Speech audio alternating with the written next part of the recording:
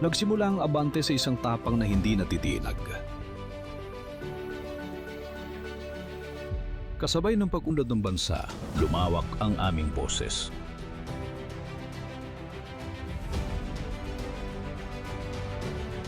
Sa bawat gabi, may balitang abot kamay.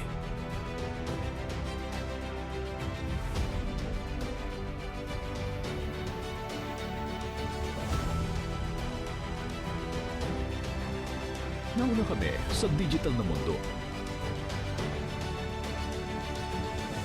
Mas mabilis, mas malawak, mas moderno, mas matapang, mas abante. Mahigit 3 dekada ng tapang.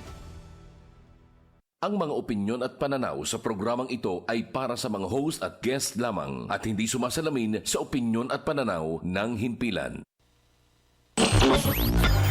Opinyong mahalaga sa bayan. Isyung dapat pag-usapan.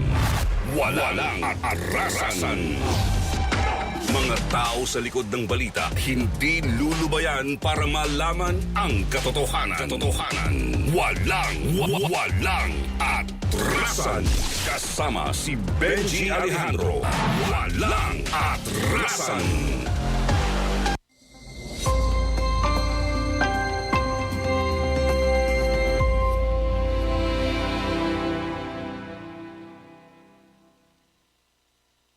Good morning!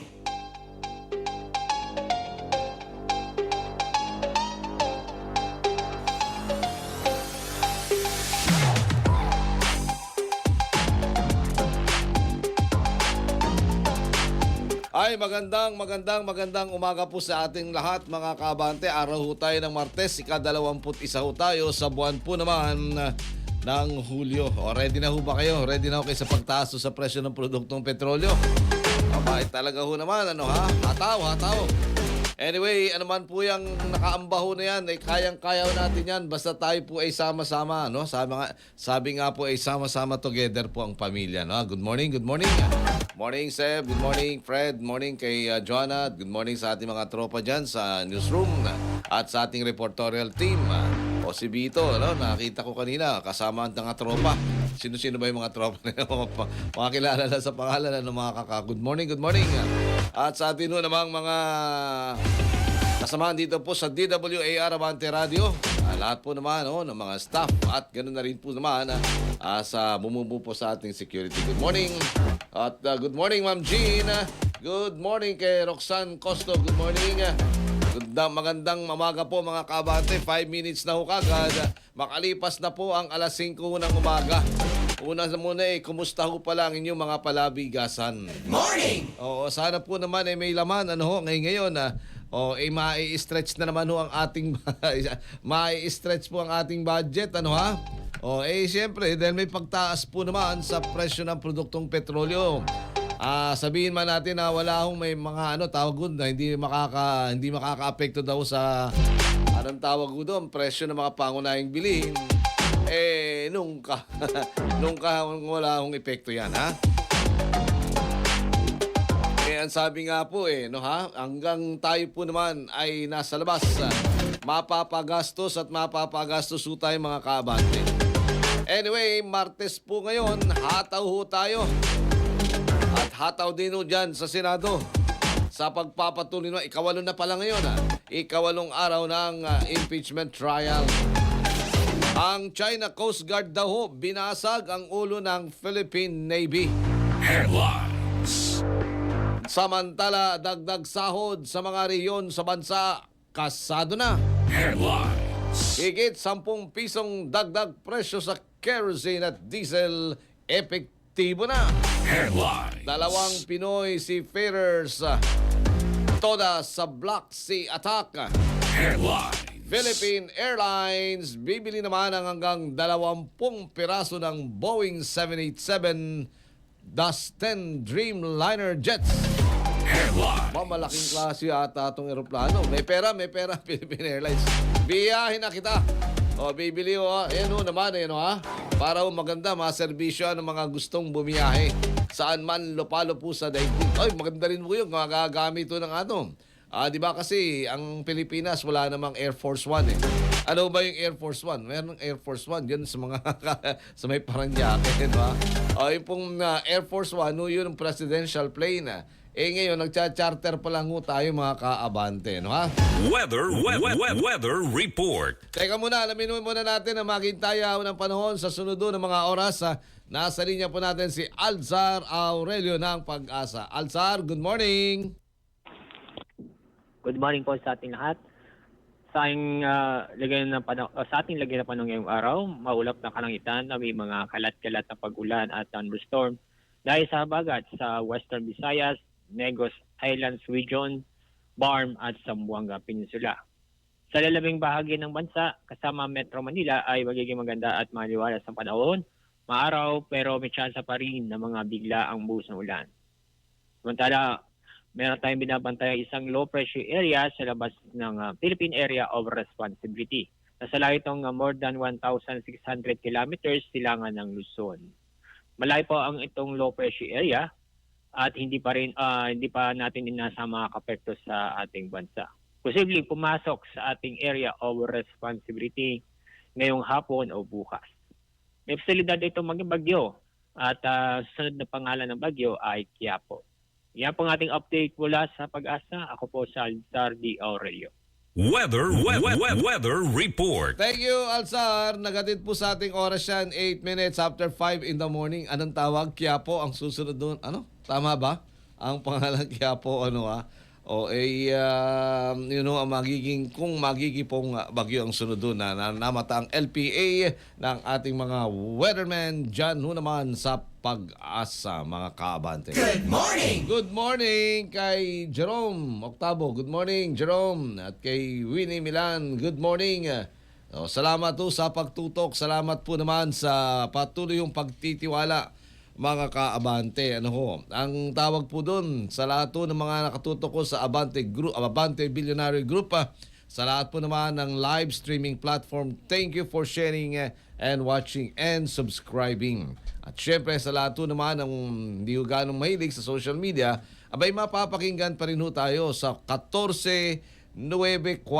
Ayan po naman, pakishare din bigay na rin sa atin ng mga kaibigan, lalo sa mga motorista, yung mga nagda-drive po. At siyempre, distracting ho yun kapag hawak-hawak mo yung cellphone. O kung sabagay, marami na yun, lalo na yung mga bagong mga sasakyan ho ngayon, malalaki daw yung screen, Pero kahit pa paano, yung sa mga motorista, pa rin po, radyo, at yun pong kanilang i-tune in lang ho yun, matik naman ho ngayon dati-rati dipihit, may mga dipito ba? Ngayon digital na, kaya huling-huli mo.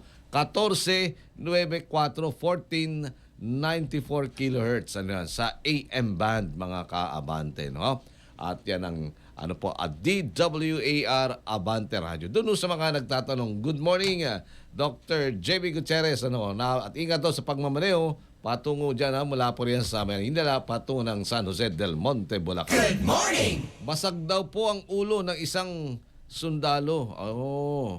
Sundalo pala ng ulo ng isang isang miyembro ng Philippine Navy doon sa ating headline. Ang Philippine Navy matapos daw paghahatawin ng kahoy ng bato ng China Coast Guard ang sasakyan nilang rubber boat sa isang komprontasyon dyan sa Ayungin Shoal sa West Philippine Sea. Ayon sa Armed Forces of the Philippines, lumapit umano sa BRP Sierra Madre ang isang China Coast Guard inflatable boat na may 8 tauhan at umikot dito habang kumukuha ng mga larawan o picture at video.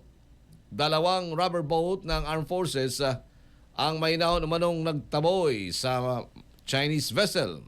Ngunit ayon sa Armed Forces, naging marahas ang tugon ng mga Chinese Coast Guard at hinampas ng kahoy sa baton ang mga sundalo, kung saan tinamaan ang isa at nasira rin ang rubber boat ng Philippine Navy.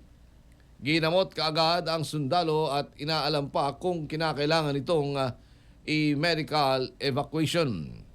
Giit naman ng Chinese Coast Guard, mga tauhan umano ng Pilipinas o ng Philippine Navy ang unang umatake at bumangga sa kanilang patrol boat Bagay na itinanggi ho naman ng Armed Forces at sinasabing kumilos ang kanilang mga tauhan nang naaayon sa batas at may profesionalismo.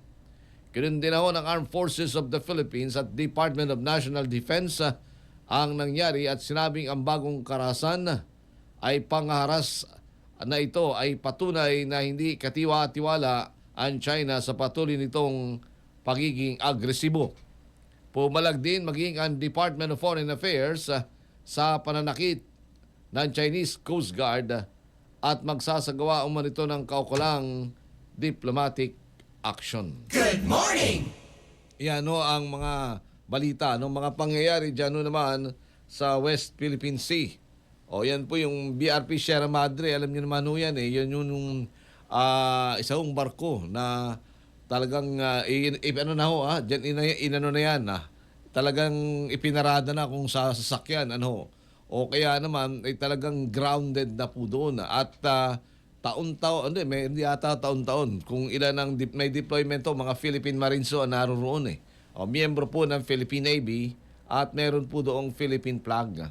Panahon po ng dating Pangulong Joseph Estrada, kung di po tayo nagkakamali, no, nang iano na ho doon yan, ipinarada o kaya na inhimpil na. Doon naman dyan ang sa ano po, no, Ayungin Shoal. O yan po, no, dyan ho yan sa tama nga ba? Fred, sa Ayungin Shoal, ang naturang barkong BRP Sierra Madre. Kaya may naririnig ko tayo dyan, yung tawag po doon, mga rotation, yung resupply. At laging pinagmumulan po yan, ng alingas-ngas. At yan ay pinagtatalunan. At yan nga pong pag-resupply niya, nagre-relievo ang mga sundalo natin. Ito bagay na dapat tong awakan ng maayos sapagkat baka hindi po matawag po doon ay hindi mamaya pa manaig ang tinatawag po namang init ng ulo baka humantungo sa karahasan. Ano na ho di ba? Ang dami ng gulo sa daigdig. Wag na sanang madagdagan pa. Good morning! Dahil ang talo ay ang mga maliliit mga kaabante, no? Walang atrasan. Pero siyempre dapat to namang ipaglaban, sapagkat may nasaktan ho May nasaktan at kung ano ho yung talagang pangyayari dyan ay mabunyag nang sa gayon meron pong mapanagot mga kaabante. Good morning! 14 minutes na ho kagad, makalipas na ang alas 5 ng umaga. Good morning ho kay Olivia Vittorio. Magandang umaga po sa inyo. Maricon Beroya Baltasar, good morning. Salamat po sa pagtuloy pong pagtutok at susubscribe sa lahat po naman ng digital platform ng Abante. Una higit po sa lahat, kumusta ho ba? Kayo po ba nakapagkape na? Good morning! Sana po naman may laman ho ng ating tiyan. 21 na lang ho pala ngayon, mga kaabante. Aba, sa 6 na araw na lang pala. 6 na araw na lang pala ay hindi Pasko kundi Sona na. Mahiya naman kayo sa inyong kapwa Pilipino. Hindi ito yung ganun din ho, ito yung narinig natin isang taon na, halos isang taon na nakalilipas. Kaya naman ito na mga flood control ganyan di ba? Tumingkad. Hanggang ngayon naghihintay. Ano ba talaga mga kaabante? Ano daw magiging laman kayo? Ano ang tingin nyo magiging laman ng Sona ni Presidente? Labas muna ho tayo ng impilan. Ahas daw ho. Ahas Yung snake. Sanhi daw ng brown out dyan sa Sorsogon. Ano ka nangyari? Ayon naman sa NGCP. Umaabante sa balita. Abante reporter Jude Hicam. Nakaranas ng halos 4 na oras na unscheduled province-wide power interruption ang Sorsogon kahapon ng madaling araw, Hulyo 20, 2026 matapos mawala ng supply ng kuryente ang Daraga Sorsogon 69 kV transmission line na nagsusupply ng kuryente sa Soreco 1 at Soreco 2 ayon sa National Grid Corporation of the Philippines o NGCP. Ayon sa report ng NGCP, isang ahas ang naging sanhi ng malawakang pagkawala ng supply ng kuryente matapos umanong dumikit sa insulator ng transmission line ng National Grid Corporation of the Philippines ang nasabing ahas. Nagdulot umano ito ng electrical fault na naging dahilan ng automatikong pag-trip ng transmission line na nagresulta sa sabayang pagkawala ng kuryente sa buong lalawigan ng Sorsogon. Dahil dito, agad namang nakipag-ugnayan ng Sorsogon 1 Electric Cooperative o Soreco 1 at Sorsogon 2 Electric Cooperative o Soreco 2 sa NGCP upang maisagawa ang restoration efforts na ibalik ang supply ng kuryente matapos malinis ang apektadong bahagi ng transmission line. Humingi naman ng paumanhin ng NGCP sa mga apektadong lugar dulot ng biglaang brownout. Mula sa Sorsogon, ako si Jude Icap, Abante. Abante Radyo Live Report. Thank you, Jude. O yun, dahil yung pala, dahil sa ahas, ayun, umakyat. O, paano nakapunta ho doon, at naapektuhan tuloy ang maraming lugar dyan sa may bahagi naman ng Sorsogon, mga kaabante. 18 minutes na ho kagad, makalipas na po ang alas 5 ng umaga, Martes ho ngayon, baka ho kayo may mga lakad, baka po kayo may mga pupuntahan, galaw-galaw na ho kayo, maigi na yung tayo po maigi na po yung tayo maagang nakakarating sa atin ng mga patutunguhan. Good morning! At hindi tayo nagmamadali. Minsan, kapag ka nagmamadali, doon po naiiwanan yung mga mahalagang bagay. May nalilimutan. Akala nando doon na. O kaya sa gabi pa lang, di ba? O sa gabi pa lang, inihahanda na. Kasi hindi natin alam, paggising minsan tayo po naaalipungatan, di ba? Ay, nako. At wag na rin ho kayong babalik sa tulog. Baka lalo pa ho kayong malate, di ba? Minsan 5 minutes, hindi nag-alarm. Good morning! Di tatawag na lang kay Bossing. Bossing, sorry, tinanghali po ako. Wala akong anong tawag ko doon? Minsan, paano kung wala yung karelyebo mo? At nako, lagi mo na lang yung karelyebo mo, lagi mo na lang iniisa. Nako, di tampuhan yan. Yung iba nga, minsan away pa Walang atrasan. Kasama si Benji Alejandro. Ipoproseso na po ang dagdag sahod sa iba't ibang rehiyon sa bansa. Tayo dito, 29 pa uli, yung dagdag na magkano ba? 60 pesos. 85 sa kabuuan, pero yung butal na 25 sa sunod pang taon. Ayon sa Department of Labor and Employment Secretary, DOLE Secretary Francis Tolentino, hindi daw maaaring magpatupad ng higit sa isang wage hike sa loob po ng isang taon dahil magkakaiba ang tinatawag na anniversary date ng wage order sa bawat rehiyon. May mga anniversary date po pala, Inaasang maglalabas po na rekomendasyon ng Regional Wage Board sa Setyembre at Oktubre ng taong kasalukuyan matapos ang ilang konsultasyon. Babala po ng DOLE pagmumultahin at paparusahan ng mga employers na hindi ho naman susunod sa ipatutupad na wage orders. Good morning! Paano yung pagpaparusa ho kaya Oo. Paano kung walang kaya yung yung mga ganun yung iba diyan hindi magsasara na lang. Di po ba? Yung mga realidad. Kaya po naman ay pinakiusapan. Pero nag-uusap din naman yung mga empleyado tsaka yung malito na di ba, establishmento.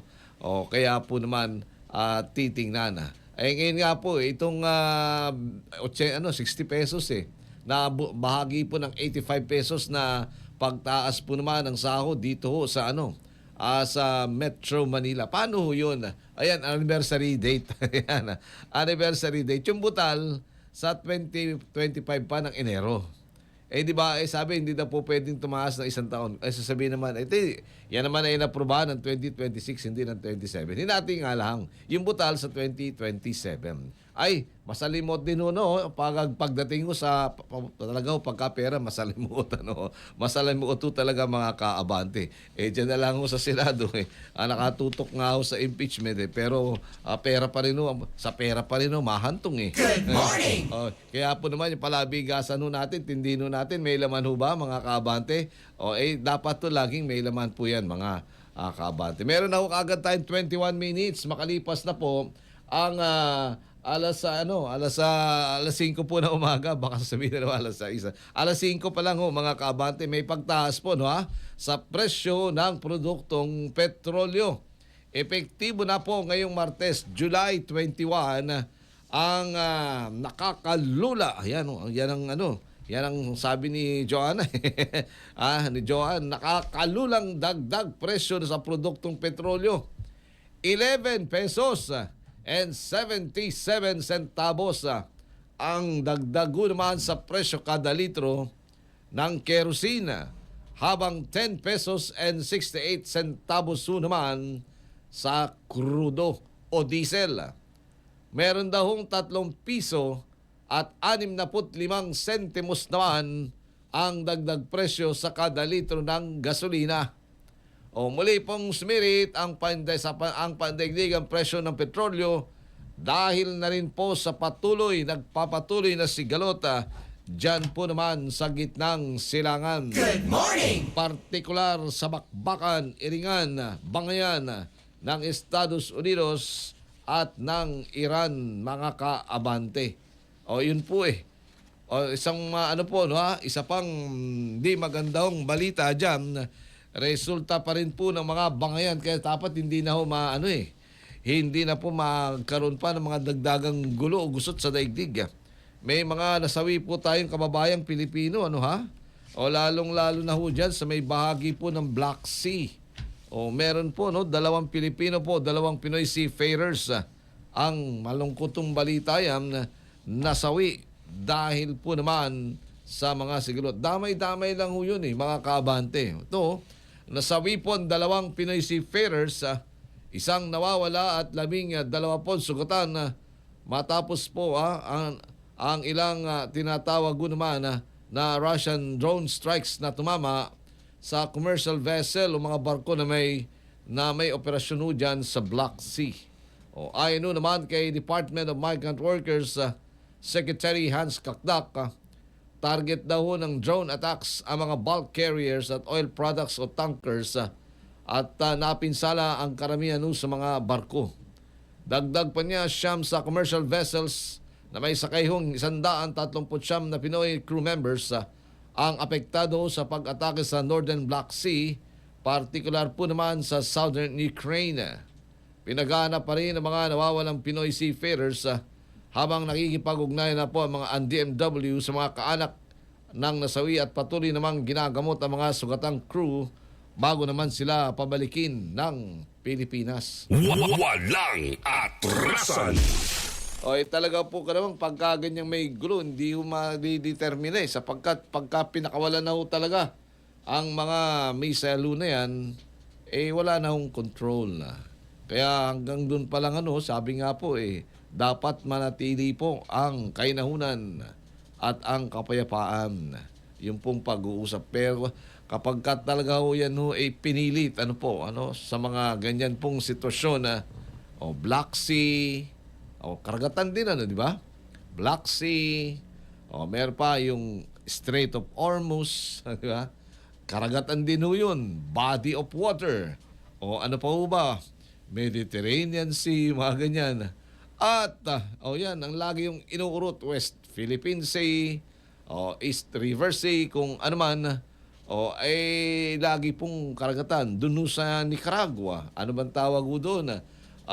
Doon sa Latin America, Panama Canal, yan, mga ganyan, Lano yan lahat po yan body of water. Dinadaanan po ng komersyo. Lagi pong pinag-uugatan din ng tinatawag na gusot. Kasi nga po di ba, sino man may control ng tinatawag na sea lane, ay malaking adbantahe. Hindi lang sa usapin ng negosyo, kundi sa usapin na rin po naman ang estratiya, lalong-lalo na pagdating po naman sa military activities, mga kaabante. Good morning! Kaya kung ikaw may control sa mga vital and strategic locations, lalo na ng body of water, di sa'yo ang lahat, di ba mga kaabante? 26 minutos na 26 na sandali makalipas na ang alas 5 ng umaga. O ito naman, labas muna po tayo ng himpilan.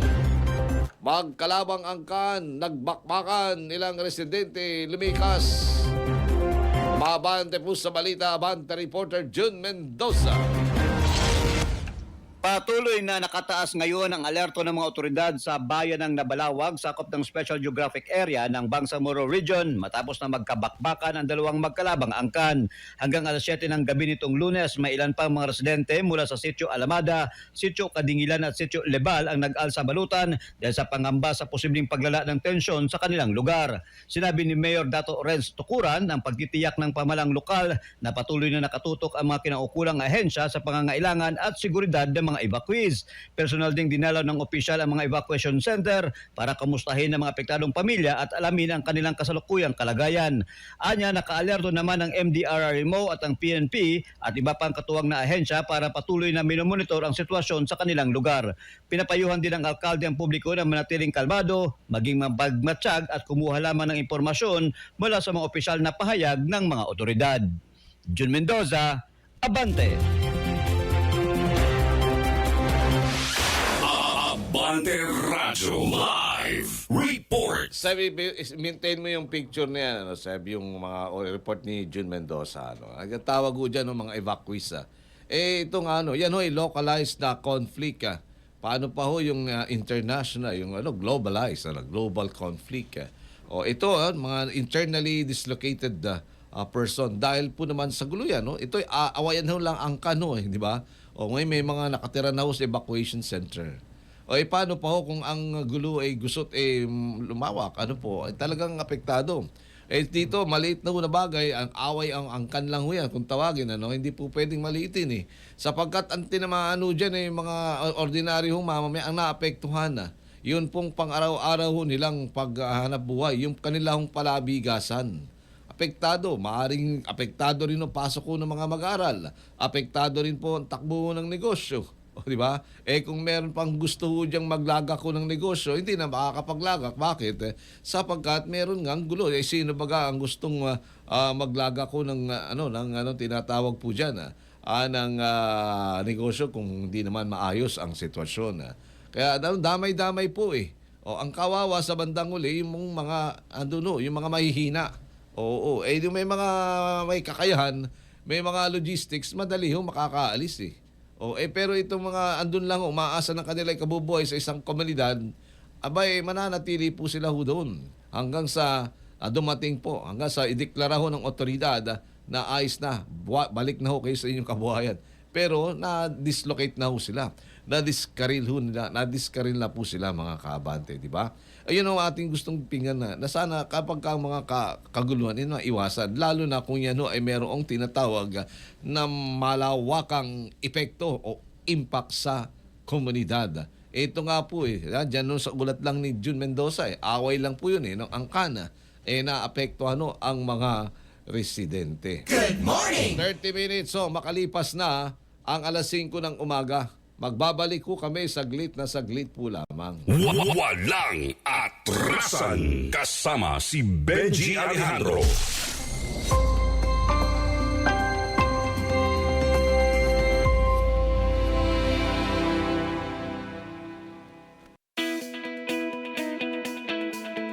Mga headlines na hindi mo dapat ma-miss. Nananatili sa Alert Level 3 ang natalang aktibidad ng Bulkang Mayon. Mga urgent news na dapat mong malaman bago simulan ang araw. 3 sasakyan ang nagbanggaan sa EDSA Ortigas Flyover. Lahat ng yan ihahatid sa inyo ng ating batikang mamamahayag na si Willard Cheng. Metro Morning, 7 to 8 a.m. Lunes hanggang Biyernes. Simulcast mula sa Billionaire News Channel at mapapakinggan din sa Mellow 947 BFM. Best friend mo, simulan ang inyong umaga dito lang sa Abante. Kasama mo!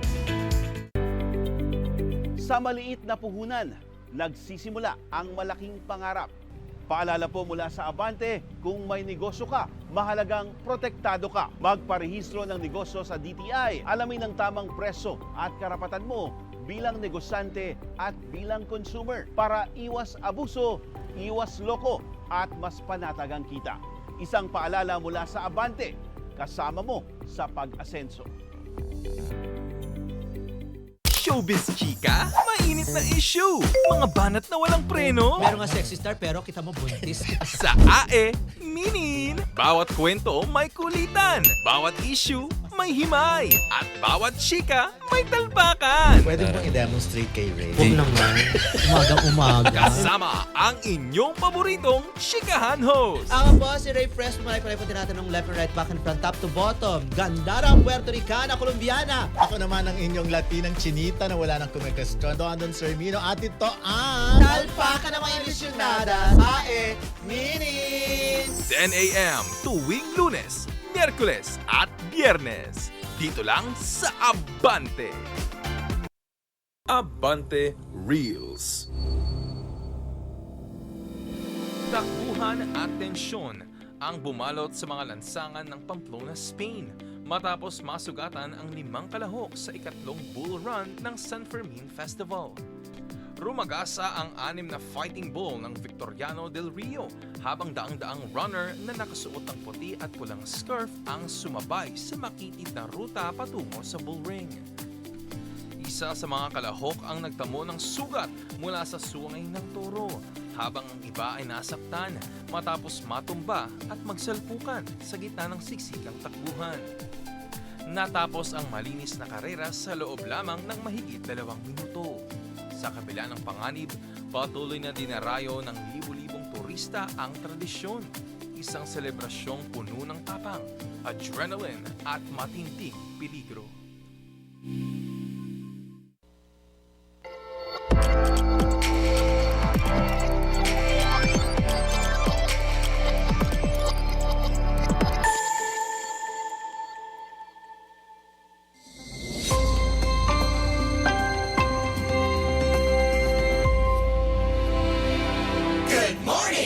Ay, tuloy-tuloy na ho tayo sa ating paglilingkod. Meron ho tayong 34 minutes after 5 in the morning.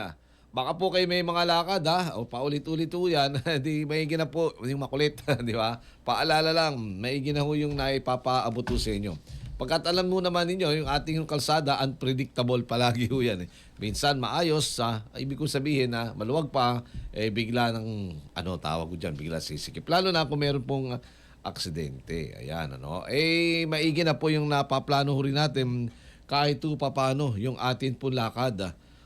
Speaking of lansangan, mga kaabante, paspasan na raw po ang Department of Public Works and Highways, sa pag-rehabilitate, yung phase 2 daw po ng rehabilitasyon ng Epifanio de los Santos Avenue, yung pong EDSA. Short, si EDSA. Epifanio de los Santos Avenue, mga kaabante. Ayon naman kay Public Works Secretary Vince Dizon, mas mabilis at pulido at pipiliting mabawasan daw po ang aberya sa konstruksyon dyan naman sa kalsada. Sakop po naman ang rehabilitasyon ng pagpapalaki ng mga drainage inlets para matiyak ko ang flood resilient capacity o kakayano ng kalsada sakaling bumaha. Bahagi rin ng phase 2 ng rehabilitasyon ang pagsasaayos sa EDSA Orense hanggang sa monumento at inaasang matatapos pa ho ito sa sunod na taon. Good morning!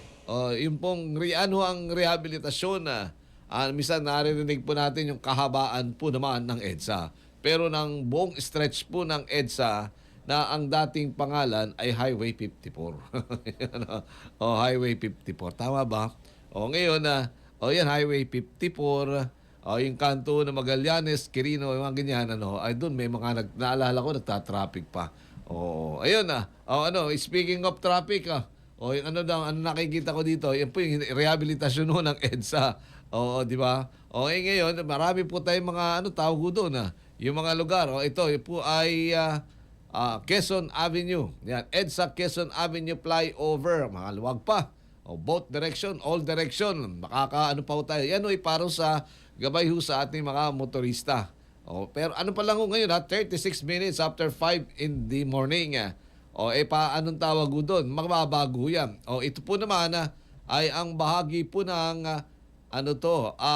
Rojas Boulevard. Ayan, sa Rojas Boulevard. Yung pong isa ay northbound, yung kabilang ho naman ay southbound. Maluwag, sarap, biyahe pa. Di pa.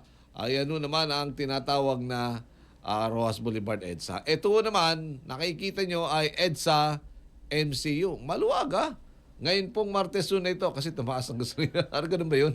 Baka nga tumaas ang gasolina, walang bumiyahe. Oo, nag-public transportation na lang. Ang mahaba pila, yung EDSA Bus Carousel. Ayan, ang haba ho ng mga bus, kahaba. Yan. Ito naman ay ang EDSA Oliveros. Ayan, EDSA Oliveros. Saan po itong EDSA Oliveros? Yan, sa may ano ba to? Sa may norte pa rin. Ayan, sa may monumento area. Ayan, Balintawak. Ayan, ang luwag, Wala talagang bumibiyahe kayo, konti. Dahil ba mataas po ang presyo po naman ng krudo. Langis, yung pong yung krudo, yung diesel, kerosene, at saka gasolina. Yan ang sitwasyon sa mga sandali po ito. Hindi natin alam, maya-maya. Kaya planuhin nyo na. Good morning! Meron na po tayong 38 minutes after 5 in the morning. Yan po, gasolina ho yan. Baka bawas di ba? Malaki-laki din ho naman lalo na kung crudo. Good morning, Eman Ledesma. Good morning po. Good morning, sabi niya. Good morning, everyone. Si James Ree, ang sabi niya, dapat sana ipakita natin ang tapang sa China at di tayo lang mga Pilipino nag-aaway. Ay, reaksyon niya ito doon sa report ni Jun Mendoza, yung away ho ng angkan na mga na-dislocate po naman ay pong ating mga kababayan ho doon. Napakahirap po talaga yung tawagin ho dyan ng mga panahon na yung bakwit. Mahirap po ang bakwit lalong-lalo na nga po, di ba? Kapag may mga sama ng panahon wag naman ho sana itong may paparating ho tayo palang LPA na posibleng maging bagyo, ingat lang. May maghanda na rin po tayo.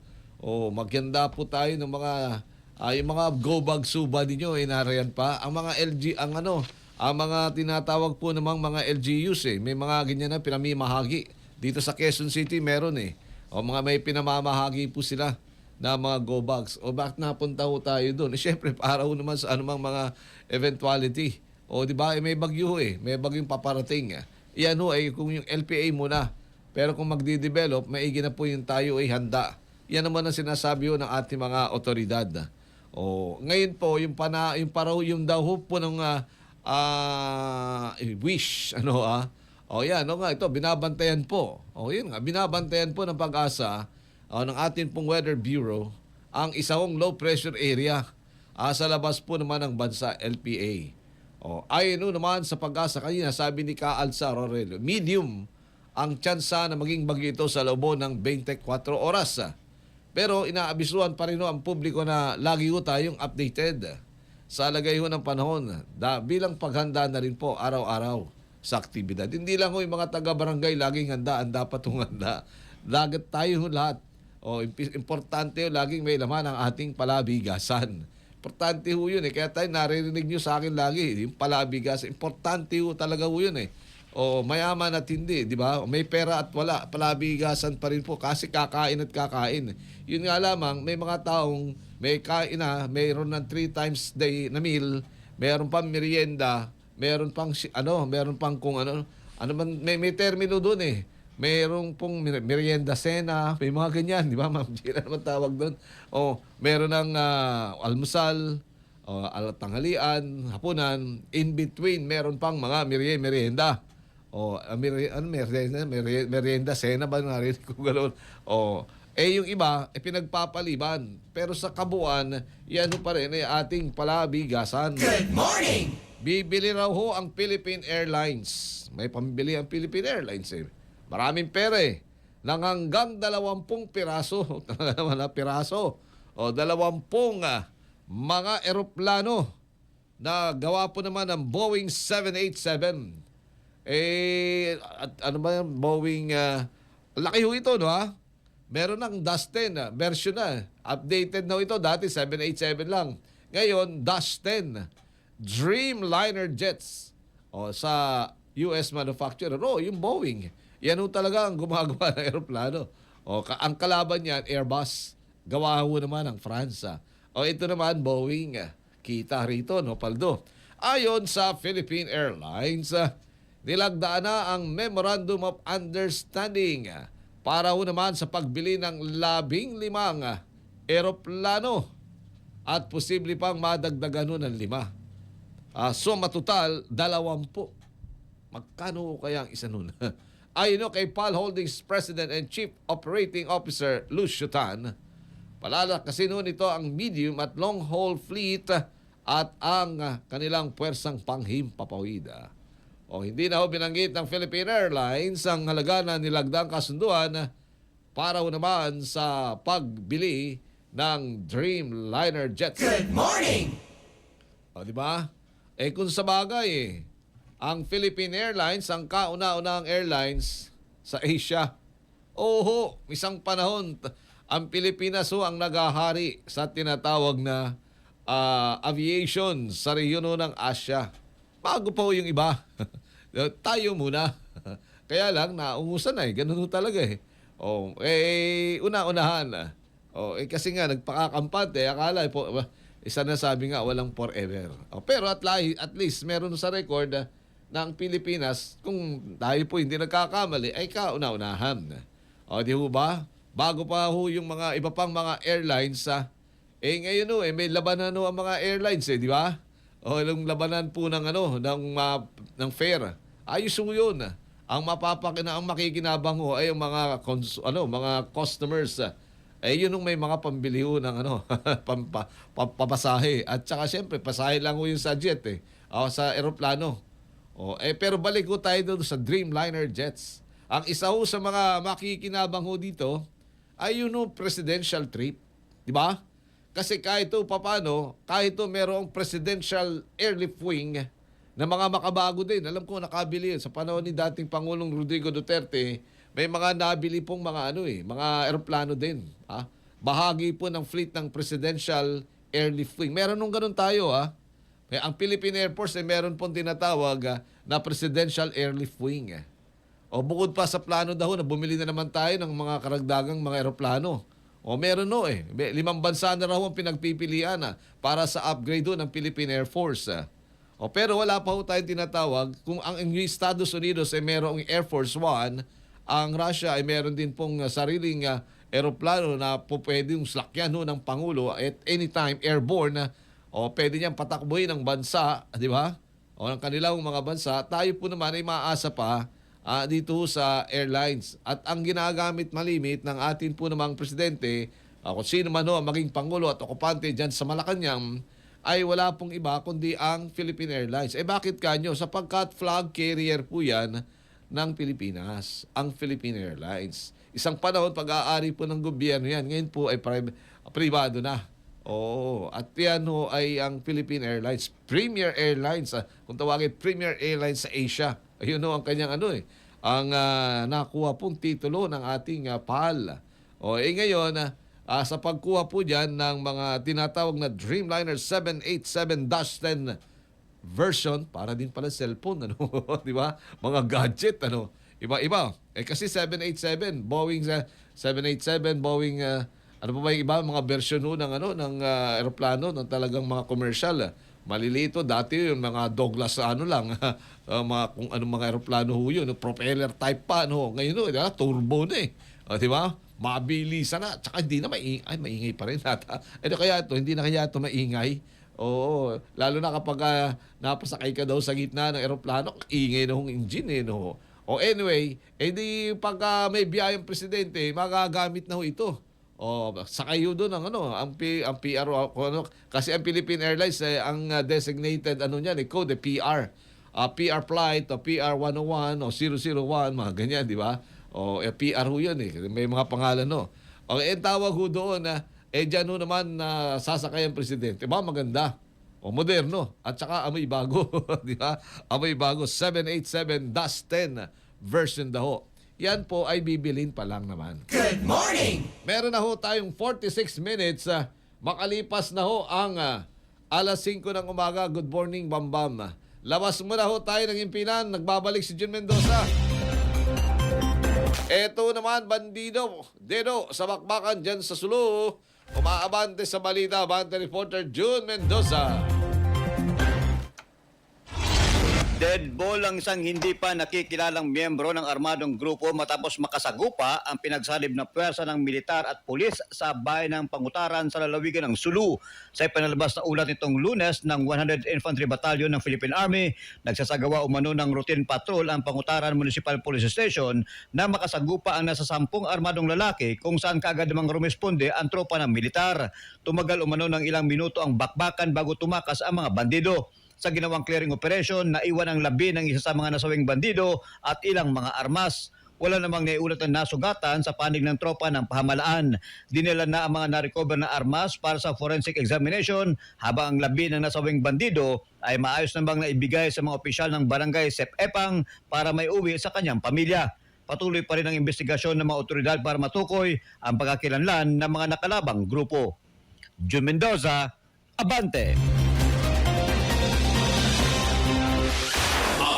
Abante Radyo Live Report. Thank you, June. Meron na ho tayong 48 minutes after 5 in the morning. Martes ho ngayon, ha? Martes. At miyamiyang alas 7, bawal ho ang 3 and 4. Ayan, 3 and 4. Ayun, speaking of kalsada, lansangan. Aba, yung yung traffic enforcer, kawawa ho naman, veterano, no? Veterano, malaki daw ang tsansa na mawalan siya ng benepisyo. O dahil doon sa kanyang pagkaka-viral. At mukhang nakainom daw. O kung bakit nga naman sinalubong yun pong daloy ho ng sasakyan at saka sa carousel pa yung EDSA busway, mga kaabante. Sinuspindi na daw po ng MMDA at pagkatapos naharap po naman sa investigasyon, kasong administratibo at yun nga po posibilidad na mawalan po 22 years and service nasayang. Good morning! Masasayang kung ito'y matutuloy. Siyempre, baka naman mapagbigyan doon sa entire kanyang pong karir. Yun lang ang first time. Di ba? Baka naman i-considera. Pero sabi nga ng mga bossing dyan sa MMDA, hindi titignan yung years of service pag mali. Good morning! Pilipinas nating mahal. Pilipinas nating mahal. Ito po, kinumpirma ho ng Department of Energy na ang Pilipinas ang nagtala ng pinakamahal na presyo ng kuryente sa buong ASEAN. Ito pong Hunyo, duluto ng kakulangan sa supply po naman ng kuryente. Ayon sa DOE, mas mataas ang presyo ng kuryente sa bansa kumpara sa Singapore, kabilang sa may mga pinakamataas naman daw pong singil sa rehiyon. Dagdag pa ng DOE ang limitadong supply ng kuryente sa buong bansa, ang pangunahing dahilan ng pagtaas ng presyo ng kuryente. Good morning! Yan po, kaya kinakailangang pabilisin di ba ho, paspasan ang pagtatayo ng mga karagdagang plantang mga tawag doon, power plant. Yung mixed energy, lalo pang palakasin. At subukan na udlo naman na tinatawag na nuclear power. Ayan po. Bakit hindi natin subukan?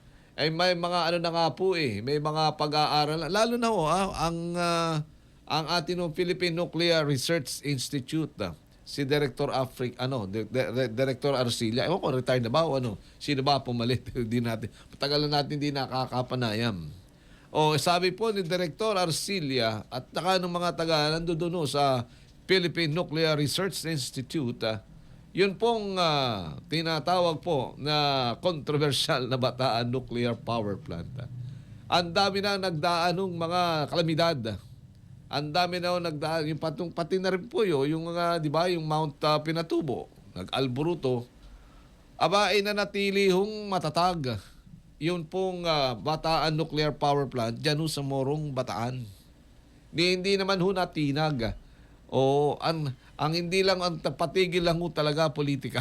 Yun, masyado kasing politically sensitive yung pong issue ng Bataan Nuclear Power Plant. di sana kahit ito paano hindi ho natin narinig itong mga ganitong balita, no ha? Kaya ngayon paspasan, puspusan. Yun pong pagsusulong ng tinatawag ko ng mga mixed energy. Saan naman tayo nakakita? Meron tayong hydro, meron tayong ano pa, siyempre yung local, yung traditional, fossil fuel, coal fuel na talagang tumataas ho ng tumataas. Meron tayong ibang uri pa, hydro, geo, di ba? May mga, at siyempre, wind, solar, ang dami pong mga ganyan. Nakakadagdag po sa atin po naman supply ho ng kuryente. Pero hindi pa rin sapat, sabi nga po ng DOE. At ang di ba? Pinakamalupit ay meron pong dahil sa kakulangan ng supply, siyempre, alam niyo na, dahil yan naging commodity na, hindi tataas. At dagdag pa yung buwis. Bakit to? Siyempre, kinakailangan na buwisan yan ng ating gobyerno. Consumption, kapag tumataas din ang ating consumption, tataas din po talaga, naturalmente, tataas at tataas po talaga ang ating bayarin. Good morning! Parang buwis yan. Di ba, Ma'am Gina? Kapag malakas ang kita, taas din ang iyong buwis. Pagka malakas ang consumption, mataas din ang bayarin. Kapag nagtitipid ka, di tipid din ang bayarin. Mababa din ang bayarin. Di ba? Parang, wag tayo magtataka na bakit tumaas ang aking bayarin. Ang dami. Ang aking kakarampot nakita, pagka inisa-isaw natin, hindi naman sa nakikialam ako sa inyo. Pero ang dami talaga tayong binabayaran. Kaya apektado nga, hindi narinig nyo palagi dito sa atin, yung palabigasan, bayarin sa cellphone, bayarin sa upa, bayarin sa kuryente, bayarin sa tubig, o bayarin sa eskwela, ang dami bayarin, kaya tayo naghanap. Puro na lang bayarin. Ano ba yan? Puro na lang di ba maigi kung mais-iso ang daloy ho ng pinansya, paano kung limitado? Good morning! Kaya nga po, marami na tayong mga kababayan na pagkatapos ng 8 oras o ilang oras sa trabaho sa isang kumpanya, papaalam kay boss. Titimbre lang ho naman. Bossing. Kailangan ko na additional kita, racket lang muna. Ngayon po tanggap na ho yung salitang racket. Tanggap na. Good morning pala kay Manong Owen. At saka kay Auntie Sue. Good morning mga balikbayan yan. Mga baka nasasyak ko kayo. Hindi, ganun pa man. Hindi hindi naman sila nakakalimot. Dito, gusto nila rito mag-retire sa Pilipinas. Good morning!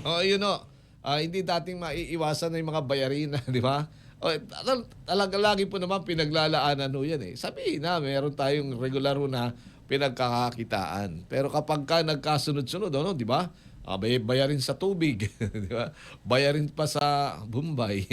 Nako, di ba? Bayarin pa ho dun sa mga, di ba? Bibisitahin ka, biglang darating ganun talaga ang buhay dito sa Pilipinas. Pero sabi nga, bakit ganun nakakaraos at nakakaraos pa rin po mga kaabante. Siyempre, meron tayong DSWD. Good morning! Meron tayong DSWD na nagmamahal, nagkakalinga. Talaga naman, to the point na gusto na lang manatili ang mga Pilipino na maasa sa pamahalaan. Mendicancy. Sinimulan na raw po ng Department of Social Welfare and Development ang pamamahagi ng 2,000 pisong ayuda sa ilalim mo naman ng Expanded Unified Package for Livelihood Industry, Food and Transport o APLI program. Ito nyo naman yun. Balik natin yan. Ano ba yung APLI po na yun? Napakahaba. 2,000 lang. 2,000 lang. 2,000 po yun para mo sa ating mga kababayan. Ina-APLI po. Wendell Soria, good morning. Ina-uplift, itinataas ang dignidad. Tinataas ba yun o lalo lang inilulubog? Di ba itinataas, uplift. Yan ang sinasabi ko. Di ba? Ina-uplift daw po. Anong tawag ko dyan? Ay makatatanggap po ng ang ilan daw, balik mo lang yung uplift, Kuyang Fred. Ayan. Ano ba ibig sabihin ng uplift? Ito, Unified Package for Livelihood Industry, Food and Transport o uplift program. Kagaling na nakaisip na rin, di ba? Inaangat, itinataas yung dignidad ng mga nasa laylayan ng lipunan. Itinataas ba o lalo pang inilulubog? Ilan sa mga nakatanggap nito ay nagsabing gagamitin nila ang pera sa kanilang pangangailangan tulad naman ng pagkain, gamot, at pagkumpuni ng kanilang mga nasirang tahanan. Maliban pa ho ito sa AICS, di ba? Yung AICS, Assistance to Individual in Crisis Situation. O yun din, di ba? Parang ano din yun. Pagka nasa crisis situation ka, kinakailangang i-uplift ka. Di ba?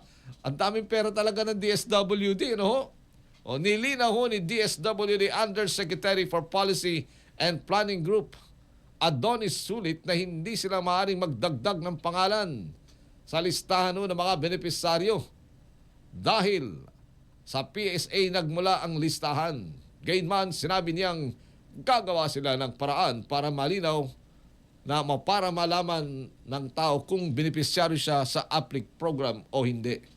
O, may ilang residente kasing nagtanong kung bakit hindi sila kwalipikado sa nasabing benepisyaryo ng naturang APLIC program. Ay baka kasama kayo sa AICS. Yan. O, sa susunod na hong distribusyon, mga benepisaryong kabilang ho naman sa Group 2 category, ang ituturing naman yung pong mga itinuturing ng PSA na poor or near poor ang susunod na tatanggap ng cash assistance. Good morning! Kakaroon na pala ho ito ng issue, no, mga kabante. Kasi meron na nga hong AICS. Meron pang mga AICS. Ayun, medical ho naman.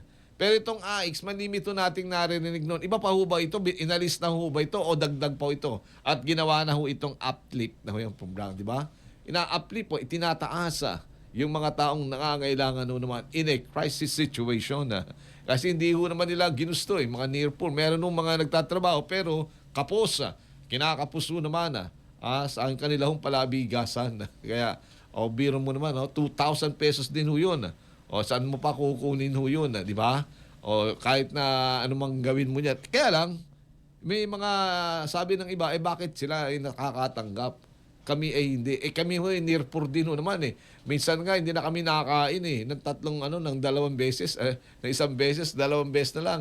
O kung kumain, ala na nga ang merienda O ala na hong kung naman sa'yo ang tawag mo dun. Pero may bisyo. Good morning! Oras, meron na ho tayong 59 minutes. After 5 in the morning, magbabalik ho kami saglit po lamang. Walang atrasan. Kasama si Benji Alejandro.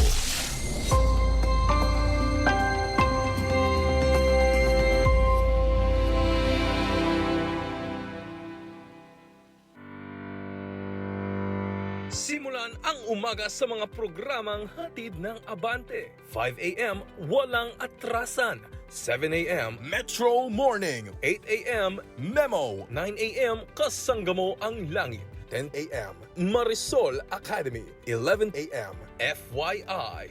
Kasama mo sa paggising, kasama mo sa pag-abante.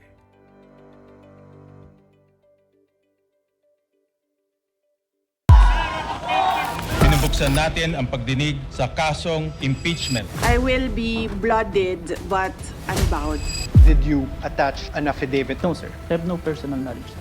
This is an investigation of the whole NBI, but yung personal mo? The threat is absolute, sir. Motu proprio and directed, sir. Do you understand what you just said, sir? That it is for the prosecution to decide what to present, when to present, how to present, and whether to present at all. Si VP Sara na mismo ang nagsabi na hindi assassin ang kinausap. Objection, Your Honor. Wow.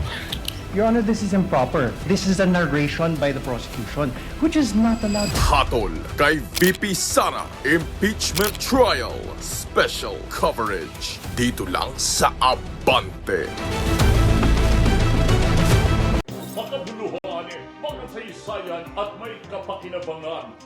Mga storyang kapupulutan ng aral at inspirasyon.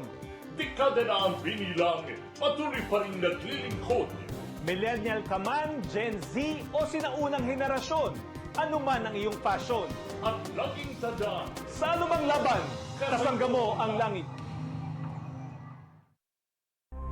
Abante Reels.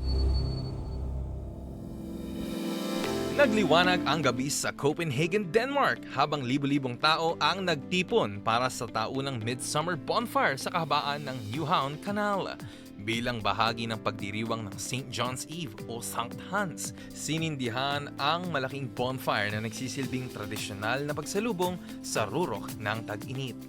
habang naglalagablab ang apoy na puno naman ng mga pamilya, turista at mga nakasakay sa kayak ang paligid ng kanal upang masaksihan ang makulay na selebrasyon. Marami rin ang nagsabing kakaiba ang payapa at masayang samahan na hatid ng taunang tradisyong ito. May kasamang musika, kantahan at pagtitipon ng komunidad. Naging simbolo ang bonfire ng pagkakaisa at pagdiriwang ng tag-init sa Denmark.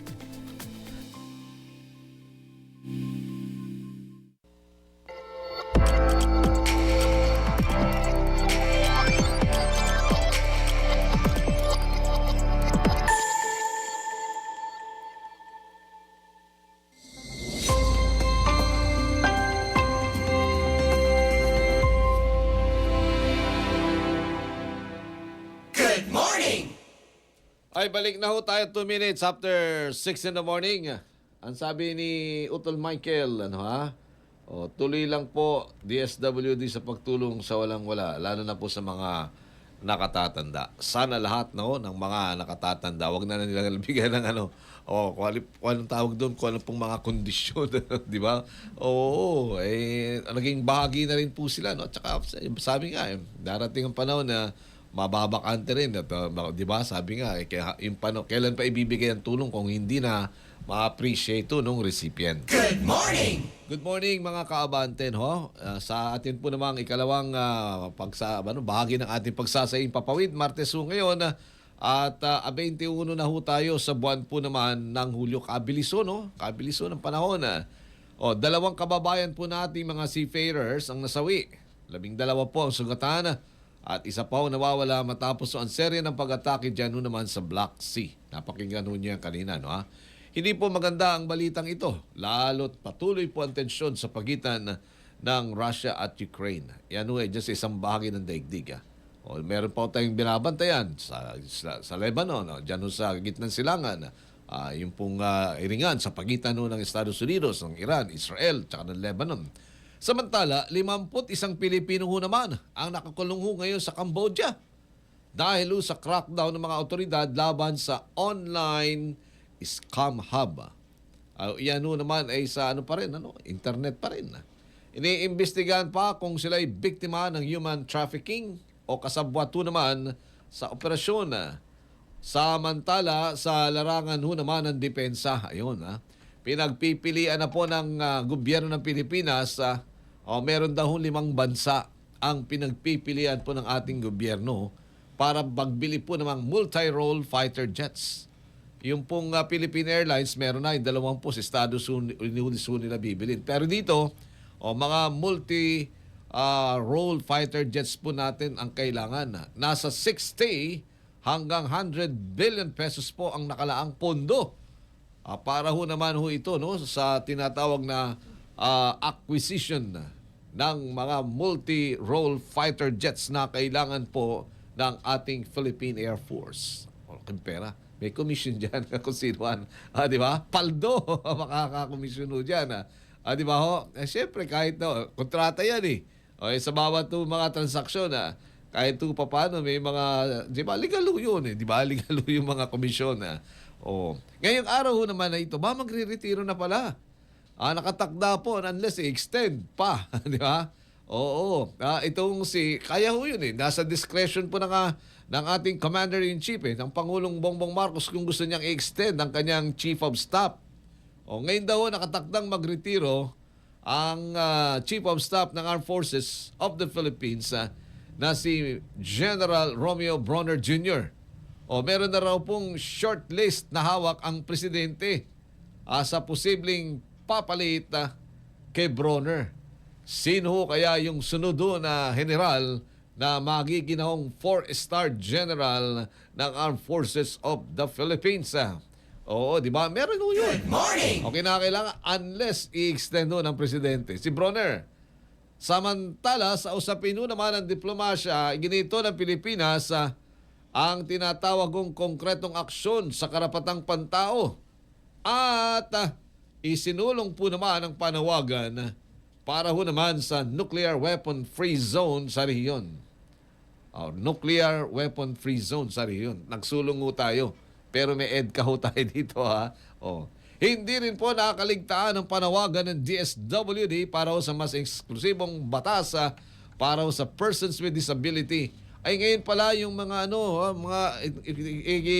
ginugunita, pinagdiriwang ang mga persons with disabilities.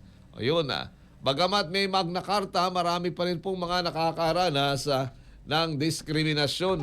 Oo naman, na ano yun, di ba kapag kakakain ka doon sa mga mall, nakalagay doon kagad no fake PWD IDs. Sakit noon, di ba isang uri ho yun ng diskriminasyon?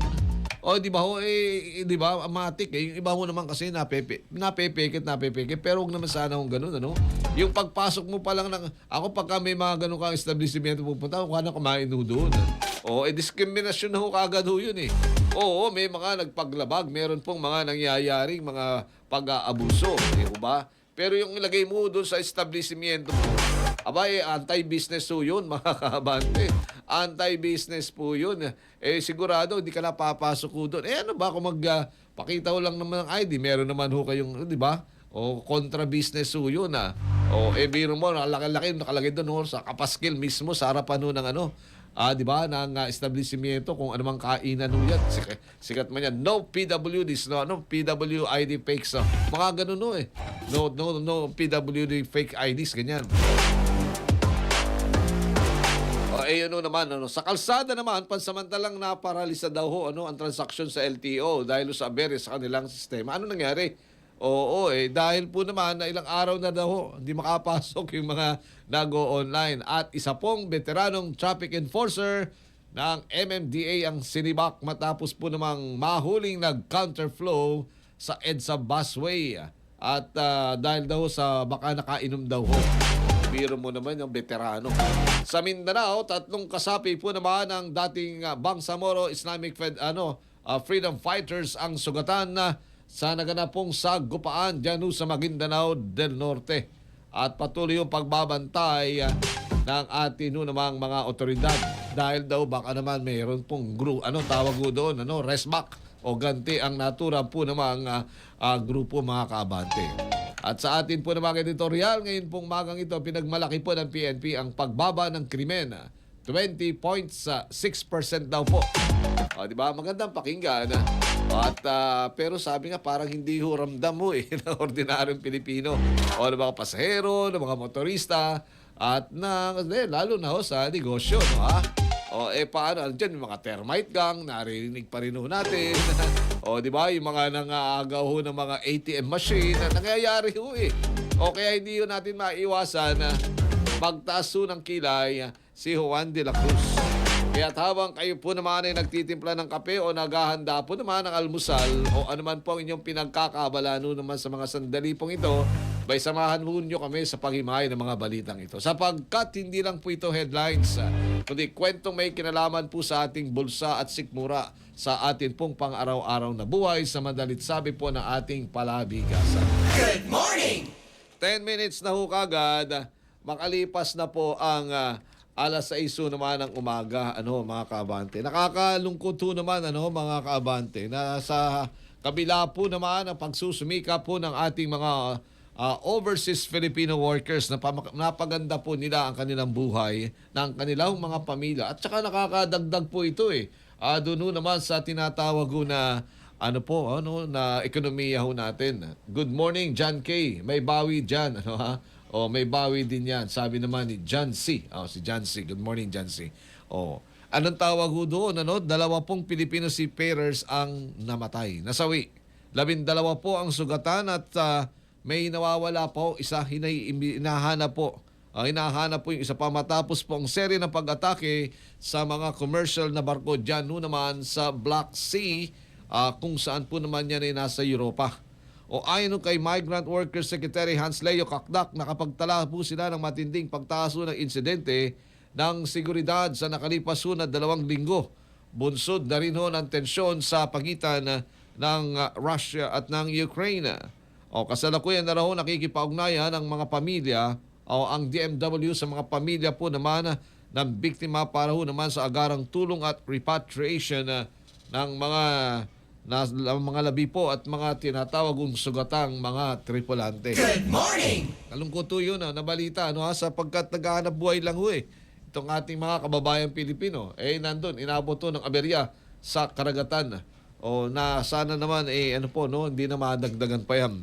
51 Pilipino pa rin. Ito, mga overseas Filipino workers pa rin, documented o hindi. Ito dapat tutulungan ng ating pamahalaan.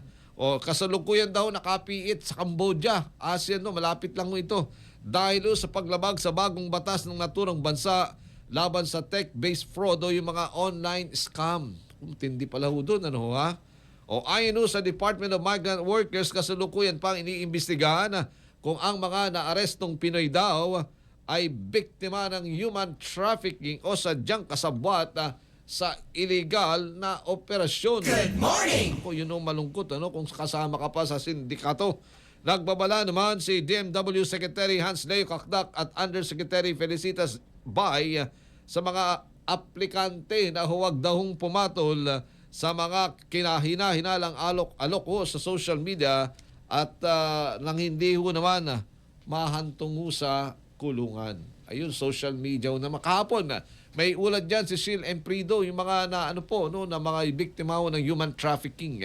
Natanong ho sila doon sa airport ng mga magagaling na immigration na yung mga nando doon sa counter, tatanungin kasi nga pagka pumunta ho tayo ng mga bansang ASEAN, libre ho.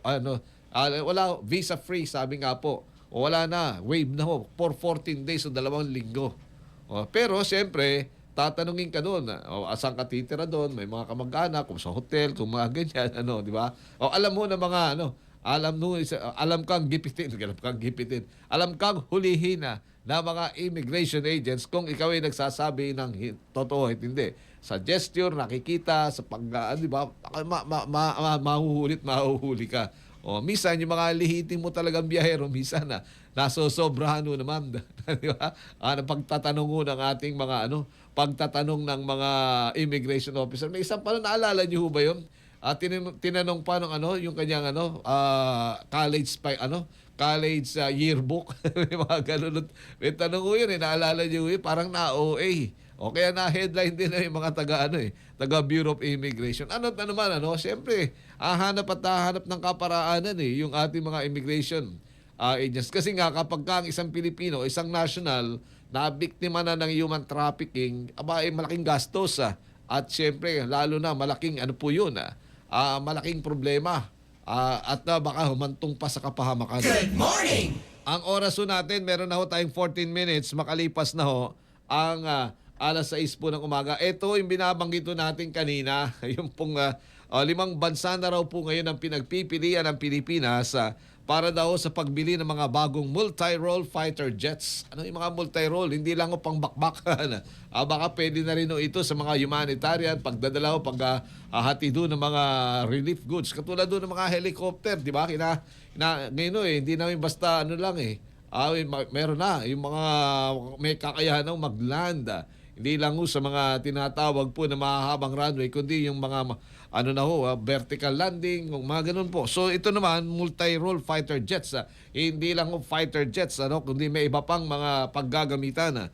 Ayon kay Defense Secretary Gilberto Teodoro, kabilang sa tinitignang supplier. Ito, mga bansa, Sweden, South Korea. South Korea, dyan na natin nakuha yung F-50 natin Estados Unidos, France, at isa raw pong European Consortium para naman sa modernization ng ating Philippine Air Force, ang Guardian of the Philippine Skies.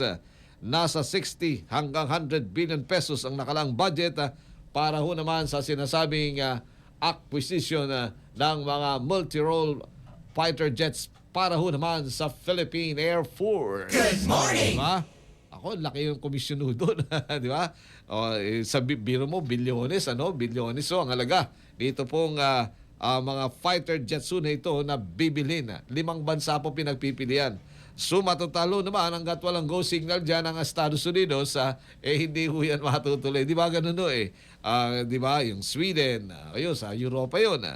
South Korea, andyan din mayroon pa rin role ang Amerika. France, kaalyado ho yun. Di ba po mga kaabante? Magandang balita yan. sa atin namang mga taga Philippine Air Force sapagkat hindi na sila matatawag na puro air at walang force. Ngayon talagang literally ay tatawagin na silang Air Force. Walang atrasan. 16 minutes na ho kagad, makalipas na po ang alas 6 ng umaga. Yung pong impeachment natin, magpapatuloy po yan hanggang ngayong araw na ito, no ha? Pati yung mga in-between, mga bangayan. Pero ngayon, dapat din natin malaman yung iba pa mga pangyayari. Isinumitin na raw po kay Pangulong Bongbong Marcos ang listahan. Kung tawagin po ay short list, ano? At nung papalit po kay outgoing Armed Forces Chief of Staff General Romeo Bronner na nakatakdang magretiro ngayon pong araw na ito, 21 ng Hulyo. So officially, mamaya pa anong oras magre-retire. Birthday ba? Hindi naman ata, no? Kung ganman. Ay no, kay Defense Secretary Gilberto Teodoro Jr., inaasang tututukan ng sunod daw ho ng anong tawag ho doon, Chief of Staff ng Armed Forces of the Philippines ang pagpapalakas sa external defense capability at credible deterrence ng bansa. Kaya kita nyo naman, acquisition ng ating mga di ba, air assets, sea assets at yung pong land assets. May mga ano na ho tayo eh. Meron na tayong missile battalion no ngayon, mga kaabante. Di ba dati? Wala. Dagdag pa ni Teodoro, mataas po ang pamantayang kailangan at ito daw dapat tapatan ng susunod na Chief of Staff. Malaki po pala iiwanang tawag po nitong pupuno ang pwesto sapagkat iba daw pong iniwang kakayahan ni Bronner sa pagiging nitong Chief of Staff ng Armed Forces of the Philippines. Good morning! Ayan, ngayong araw na ito, sino ang susunod na Armed Forces of the Philippines Chief of Staff? Good morning! Alamin natin yan kay Edwin Cadilla. Si Edwin si Edwin nga, di ba? Siya po yung hindi si Edwin natin. Balasa, sorry. Si Edwin Balasa natin ng ating Philippine National Police at saka Armed Forces of the Philippines reporter, si Edwin Balasa. Sino yung nasa shortlist na yan? Sa shortlist lang dapat malaman natin, pero baka i-anunsyo sa hindi pa. Kinakailangan sa pagdating ng SONA, meron na tayong Chief of Staff kasi dapat may continuity, di ba? Sinasabi nga po, ang Philippine National Police di ba? Hindi na nakuha ni Marantan. Yun ang umakalat na mugong na balita ho. Kaya pinagretiro na siya. Sino rin ang susunod na Chief of Staff? Sino din ang susunod na PNP Chief pagkatapos ni Nartates? Yun din naman ang mga inaantabayanan. Good morning! Ayun, sa usapin naman ng tinatawag ng mga human rights.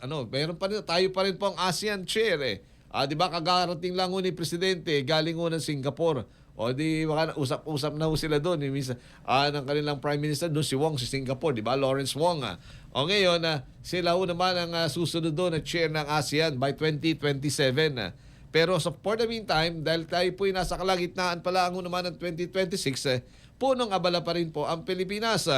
Kaya po naman sinasabi po ng Pilipinas sa pamamagitan po ng ating Foreign Affairs Secretary sa usapin ng human rights. May mga pulong po ang mga bansang ASEAN at mga kabilateral nila na dapat maramdaman daw ng mga mamayan na at may konkretong aksyon ang agenda ng karapatang pantao ng Association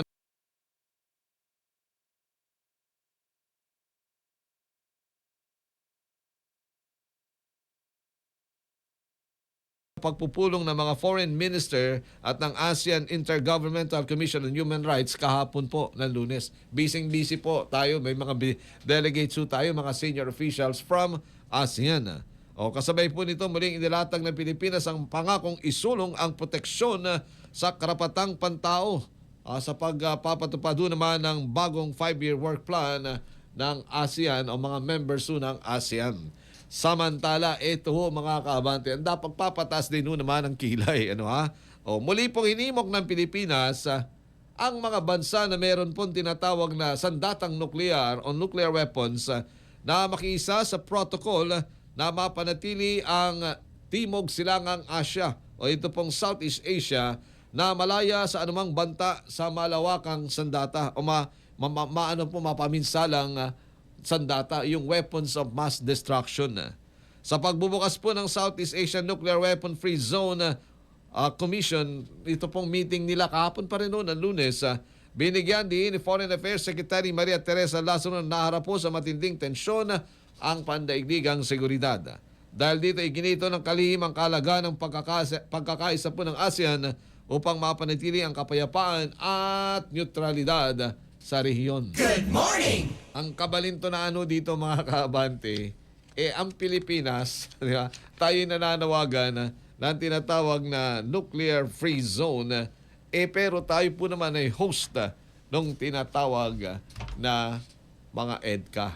Di ba? Kapag kinapanayan mo yung mga anti-EDCA, alam niyo sasabihin mo dyan, baka may mga missile, di ba? Andito ba yung yung mga Typhoon missile na yan na capable na magpalipad doon ng mga nuclear warheads. Good morning! 22 minutes after 6 in the morning.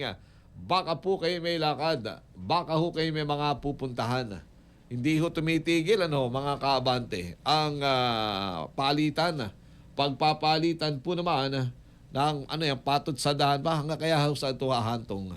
Iniimbestigahan na daw po ng Department of Public Works and Highways o DPWH ang paratang ni Senador Ping Lacson kay Senador Alan Peter Cayetano. Mga honorables natin ito na may kaugnayan siya sa Ghost Flood Control Project sa Taguig. Ayon kay DPWH Secretary Vince Dizon, inatasan na niya ang District Engineer na beripikahin ang sinabi ni Senador Lacson. Ayon kay Dizon, hindi pa nila makumpirma kung may irregularidad hanggat hindi natatapos ang naturang verifikasyon. Good morning! Ayan tawag ko dyan akusasyon kontra akusasyon. Puro po yan di ba? Lahat po yan pang pang entertainment. Lahat po nakatuon. Pero ang importante, yan ba may epekto sa atin namang palabigasan, sa atin pong mga kababayan natin na ngayon po hindi pa alam kung marami pa tayo nun Kaya nga merong uplip Kaya meron pong AX. Ay, sa maniwala kayo at hindi, ginugunita po pala ito, isa pang bagay. Na talagang tawag ko doon hindi mawawala sa dinami-dami po ng mga infrastructure projects.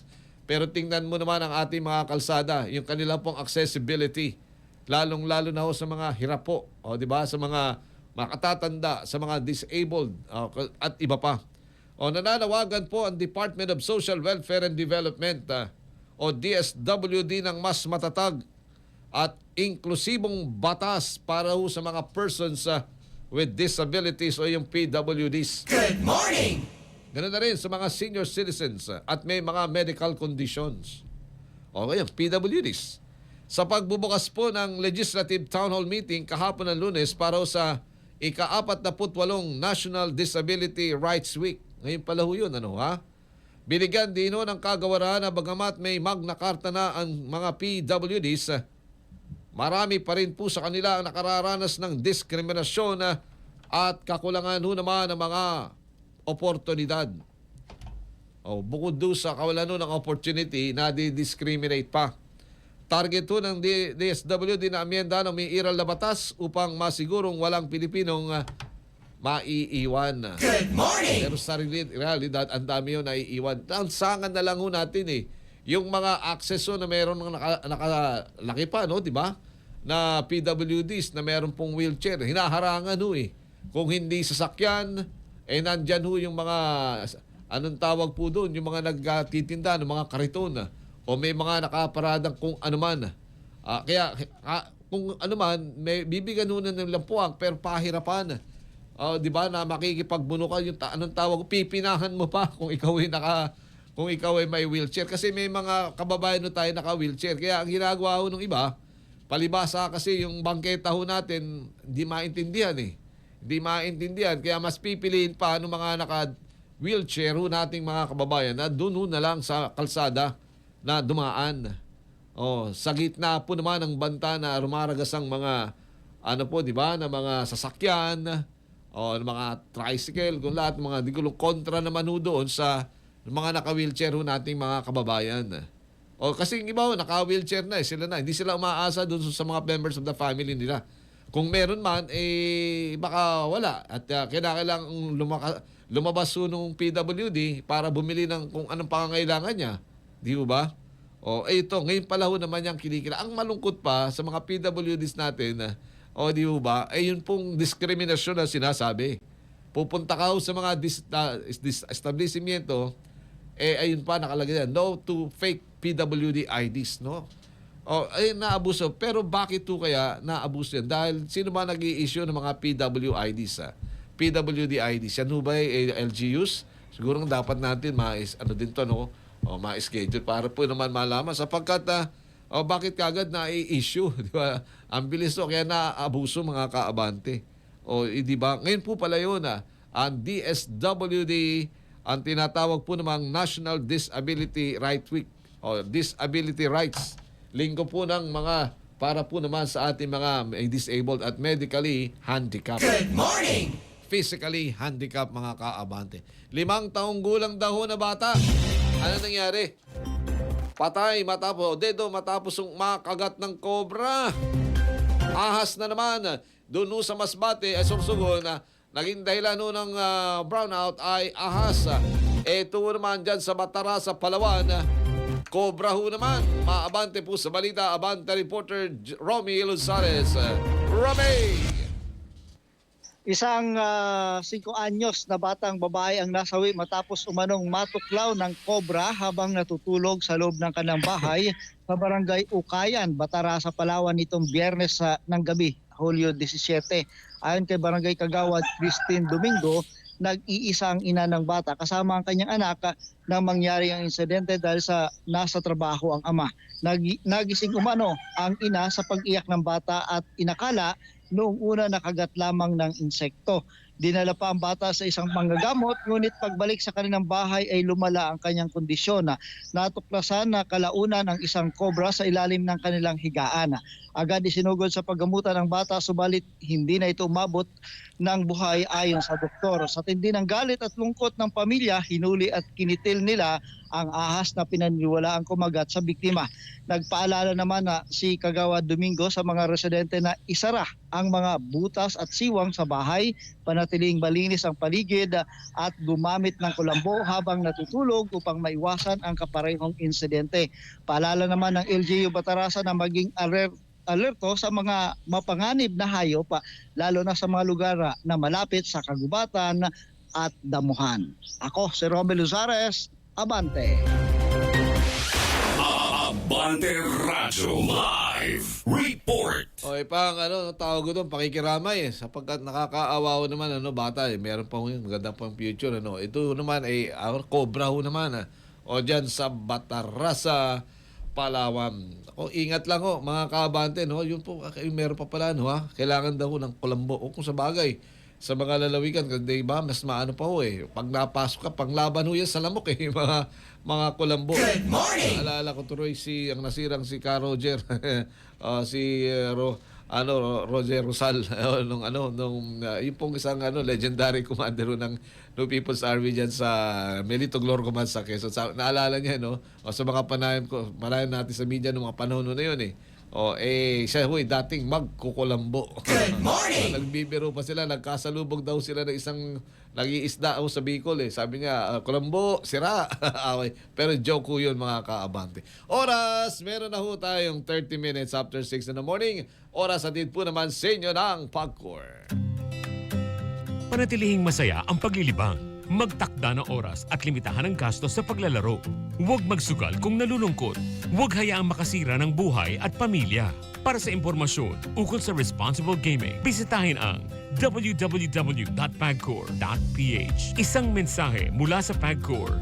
Gambling is for 21 years old and above only. Gambling can be addictive. Know when to stop.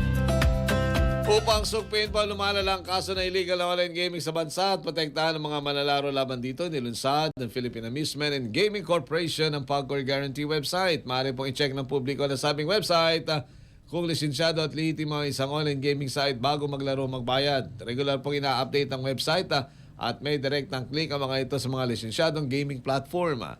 Ayon kay Pagco Chair and CEO Alejandro Tenco, matutulungan ang publiko na makaiwas sa panlililang habang pinoprotektahan naman ang kanilang karapatan bilang manlalaro. Paalala ni Chairman Tenco na maging mapanuri sa bawat online gaming activity na sasalihan sapagkat dumarami po ang mga reklamo hinggil sa illegal na gaming sites na hindi nagbabayad ng panalo. Para po sa karagdagang impormasyon, bisitahin ang www.pagcor.ph/Pagcor Guarantee. Good morning! 31 minutes after 6 in the morning, oras at ito naman sa inyo ng Meralco. Walang atrasan. Balik ko kami, saglit na saglit po lamang. Good morning!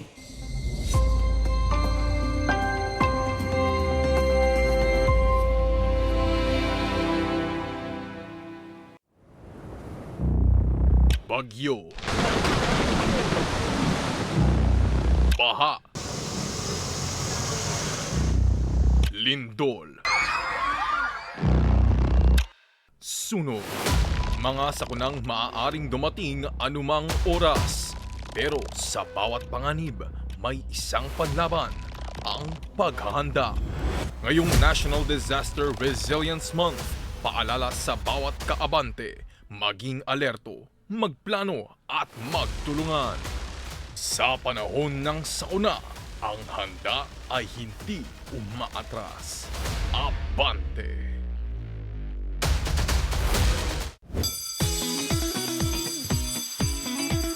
Third year na ng Marisol Academy.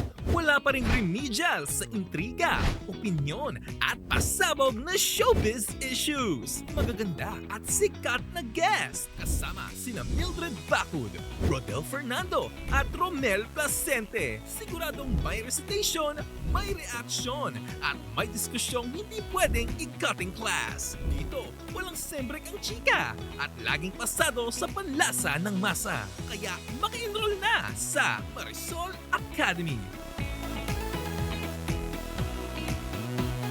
Dito lang sa Abante.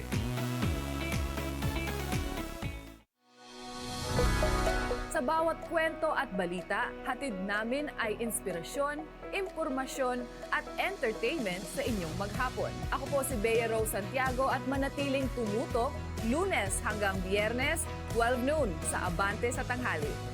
At para sa karagdagang updates, bisitahin ang Abante's social media pages.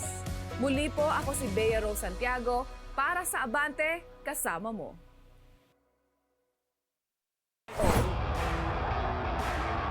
Eddie Cordillera trying to disengage. Good move. Esplana trying to look for an opening. He forces this one. Yeah! Woo! What a shot! Sa bawat buzzer beater, sa bawat hataw at sa bawat laban na pinag-uusapan ng bayan. Narito ang programang todo sa pag-i-inform at talakayan. Mainit na sports news, kwentuhang may teamwork. Yung 3 years na difference, malaking bagay yun. At talakayan na nakakaengganyo para sa mga sports fan. Maraming mga MVP sa juniors na nagsiakyatan. Kasama ang mga haligi sa larangan ng sports na sina Mr. Cool Jerry Esplana at Defense Minister Jerry Cordillera. Sport Talakan, nakasubaybay sa bawat laro ng sambayanan. Dito lang sa Abante, kasama mo.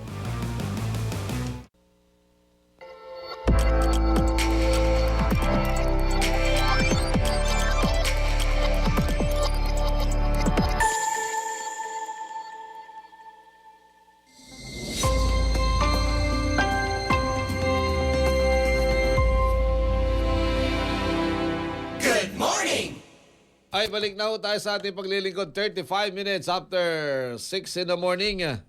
O kahit to naman, ano po, no? Kahit to tawag ko dyan. Wala ho nang gano'n tayong LPA. May mga insidente pa rin po, no? Katulad doon sa Calamba City, may paghuhunan lupa. Ito naman, 14 na pamilya na wala nun ng tirahan matapos pong gumuho naman ang kalye dyan ho naman sa lungsod ng Davao. O nawalan daw ng tirahan ng 14 na pamilya sa Sitio Marahan, Barangay Marilog proper, Davao City, matapos gumuho ang malaking bahagi ng Davao Bukidnon Road. Isa sa mga residente ang sugatan at stable naman ang kanyang kondisyon. Batay ho sa datos ng City Social Welfare and Development Office, 14 na pamilya ang naapektuhan. 5 bahay ang gumuho habang pinalikas naman ng mga residente sa 6 na bahay. Sa kabilang direksyon ho naman, bilang pag-iingat na rin mga kaabante. Good morning! Habang tinitingnan pa, structural design, kalye yung ginawa, pero naapektuhan po yung naapektuhan po yung tinatawag na ilang mga kabahayan. Siyempre, lupa po yun eh. Samantala, pinabibilisan naman daw ng Public Works and Highways ang konstruksyon na matagal nang nakatenga na healthcare facility sa Laguna para naman kaagad mapakinabangan ito ng mga ng publiko. Good morning! Natenga healthcare, pinondohan na. May pondo na, hindi pa nagagawa. Baka malimutan na may pondo. Yun. In-inspection daw ni DPWH Secretary Vince Dizon at Laguna Governor Sol Aragones ang nasabing proyekto para matiyak ang kalidad at pagsunod sa pangapamantayan ng pagtatayo po naman ng pasilidad. Good morning! Siyempre, meron nung camera. Ganun talaga ho yan. For documentation naman. Importante, ma-documento yun eh. Alam niyo naman sa panahon ngayon eh. Di ba? Baka ma-doktor eh. Di ba? Alam niyo na, may ganun dokumentado. Kapag ka dokumentado, ayos lang ang buto-buto. Binahagi po naman ni Palace Press Officer Claire Castro na iiwasan daw ang pag-imbita at pagdalo ng mga sikat na personalidad sa ikalimang zona ng Pangulong Bongbong Marcos. Bumaba pala yung sir, sa survey ng Pulse Asia, bumaba na naman. Sumirit, pababa. SWS, bumaba ang rating ng presidente. Pulse Asia, ganun din. Ayon kay Castro, uunahin ng palasyo ang pagiging simple at marangal na pamahalaan ng zona sa pamamagitan daw ng pagbibigay ng mga impormasyong nagawa ng presidente at mga gagawin pa. Yun. Inaasang marinig ang publiko ang ulat ng Pangulo sa gaganaping zona sa Lunes ika-27 naman sa Hulyo. Good morning! Ng Hulyo. Magkakaalaman na sa Lunes. Magkakaalaman na sa Lunes, mga kabante, kung ano nangyari dito. Mahiya naman kayo sa inyong kapwa Pilipino. Di ba? Noong nakaraan yan, zona ng presidente. Ngayon, naman kaya? Meron bang mahiya naman kayo part 2? Yan. Mahiya naman kayo part 2? Labas muna tayo ng impilan. Pagbibigay daw ng prioridad sa mga problema ng mga mangingisda pinanawagan. Bago naman ang zona ng Pangulo. Maabante po sa balita, abante reporter Charmaine Abong. Charmaine. Yes, Benji, kasabay ng nalalapit na State of the Nation Address o SONA ni Pangulong Ferdinand Marcos Jr. na nawagan ang mga organisasyon ng mangingisda, ilang civil society groups at mga tagapagtaguyod ng kalikasan sa pamahalaan na bigyang prioridad ang mga suliraning kinakaharap ng sektor ng pangisdaan. Iginit ang mga grupo na dapat maglatag ang pamahalaan ng konkretong hakbang para maprotektahan ang mga yamang dagat. Gayon din ang mapalakas ang lokal na produksyon ng isda, mapababa ang presyo ng pagkain at mapabuti ang kabuhayan ng mga maliliit na mangingisda. Ayon sa kanila, mahalagang maisama sa mga prioridad ng pamahalaan ang pagpapatibay ng mga batas na magpoprotekta sa municipal waters, magpapalawak ng suporta sa mga mangingisda at paghahanda sa epekto ng mga pabago-bagong klima at pagpapanagot sa mga responsable sa mga oil spill na nakakaapekto sa mga baybayin. Binigyan diin ng mga mangingisda na ang hinaharap ng pangisdaan ay kaugnay ng laban ng bansa kontra gutom, kahirapan at pagbabago ng klima, kaya umaasa sila na magiging bahagi ito ng mga tatalakayin sa nalalapit na zona. Ako si Charmaine Abong, Abante.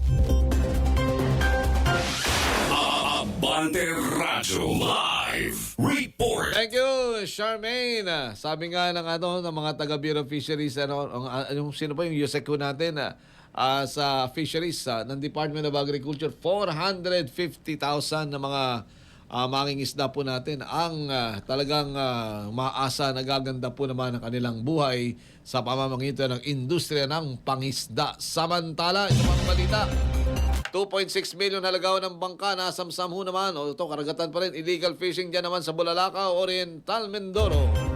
Umabante sa balita, Abante reporter Romy Losares nagbabalik. Kaya Romy! Nasamsam ng pulisya ang isang umano'y illegal fishing vessel at mga huli nito sa karagatang sakop ng Buyayaw Island, Barangay San Roque, Bulalakaw noong Hulyo 20, 2026.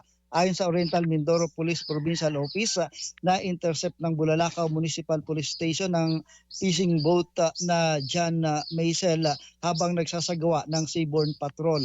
Sakay nito ang boat captain at 20 crew members, ngunit lumabas sa verifikasyon ng Municipal Agriculture Office na wala itong rehistro at walang kaukulang fishing permit.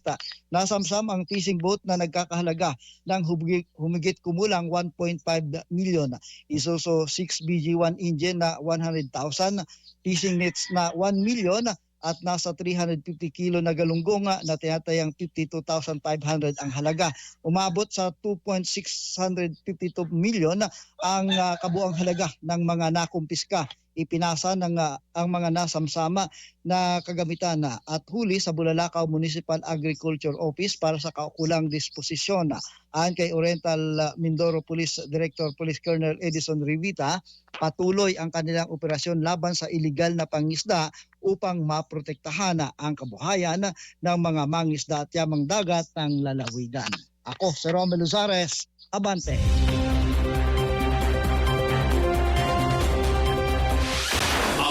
Abante Radyo Live Report. Thank you, Romy. Nagatido sa ating oras yan. 43 minutes after 6 in the morning. Oras atin po sa inyo ng PAGCOR. Panatilihing masaya ang paglilibang. Magtakda ng oras at limitahan ang gastos sa paglalaro. Huwag magsugal kung nalulungkot. Huwag hayaang makasira ng buhay at pamilya. Para sa impormasyon ukol sa responsible gaming, bisitahin ang www.pagcor.ph. Isang mensahe mula sa PAGCOR. Gambling is for 21 years old and above only. Gambling can be addictive. Know when to stop. Upang sugpuin po naman ang lumalalang kaso ng illegal na online gaming sa bansa at protektahan ang mga malalaro laban dito, inilunsad ang Philippine Amusement and Gaming Corporation of PAGCOR, ang PAGCOR Guarantee website. Maaari pong i-check ng publiko ang sabing website kung lisensyado at lehitimo isang online gaming site bago maglaro magbayad. Regular pong ina-update ang website at may direktang link ang mga ito sa mga lisensyadong gaming platform.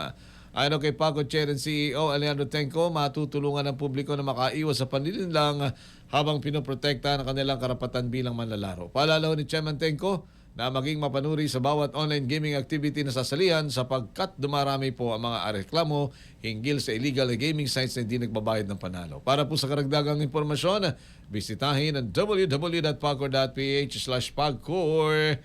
Guarantee. Good morning! Oras, meron no tayo 44 minutes after 6 in the morning. Oras at po naman sa inyo ng Meralco. Walang atrasan.